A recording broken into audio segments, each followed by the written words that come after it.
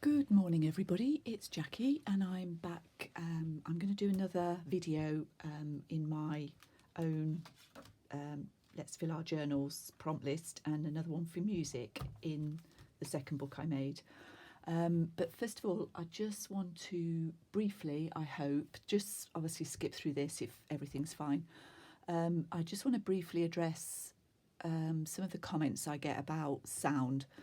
They're not complaints, I don't think, but a lot of people, I have had a few comments about people saying that they can't hear me, and I am sorry for that, but there's nothing I'm going to do about it. I don't do this as a business. I don't monetize my channel.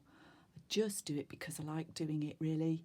I'm sorry if you can't hear me. I tend to have my head down when I'm working, so the sound is not going up. I'm hoping that you can hear me at the moment because I'm looking, my iPad is just up here, and I'm facing up to it at the moment, so I'm assuming that this will work. And I think in these circumstances, I've just got to do the best I can, and if you don't like it, I don't mind, just move on, please. I've got lots of lovely followers.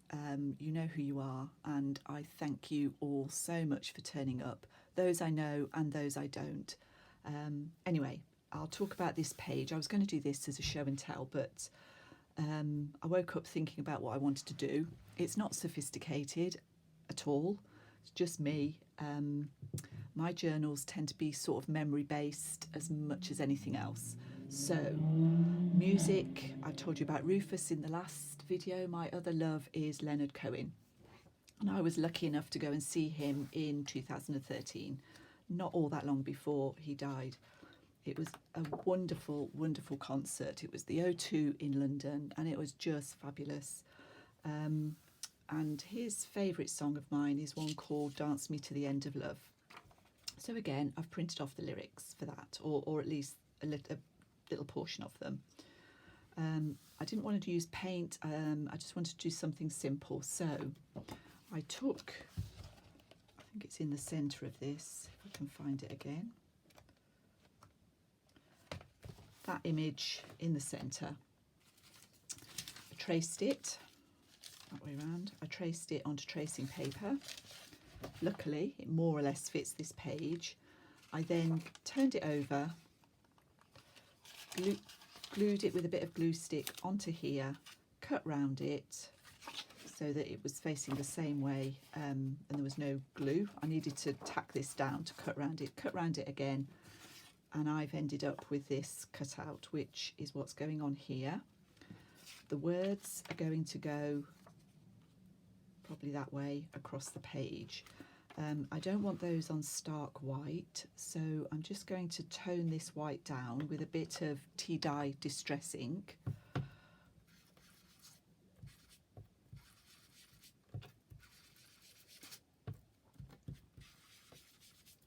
Just to give it a bit of a creamy colour, which will tone in with the background paper and the other page.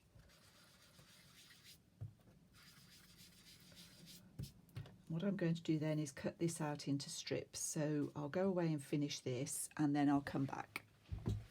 So this song is called Dance Me to the End of Love, and apparently Leonard Cohen wrote it after reading about the orchestra that was formed in one of the concentration camps in the Second World War. By the prisoners. I have a feeling the guards ordered it. I can't remember the actual details at the moment without looking it all up again. But of course I guess they didn't know whether they were going to survive or not. And I think this song is about, I think he's written, for me anyway, he's written about the human spirit, really, and hope, resilience and hope in the face of obviously terrible adversity in that case. and it made me think about hope. There's another sort of strand to this as I was thinking about this page. It's a very simple page, but for me it's got some depth of meaning. So I'm going to glue that on there. I've used glue stick for the words, but I'm going to use an acetate glue for this because it's lightweight card. Anyway, there's another. So yeah, I think it's about hope and resilience, and I think there's been a lady in the UK. She died recently of bowel cancer. She was in her early 40s. Her name was Dame Deborah James. She was made a dame a short while ago. She was diagnosed about 5 years ago, and she's was a remarkable woman.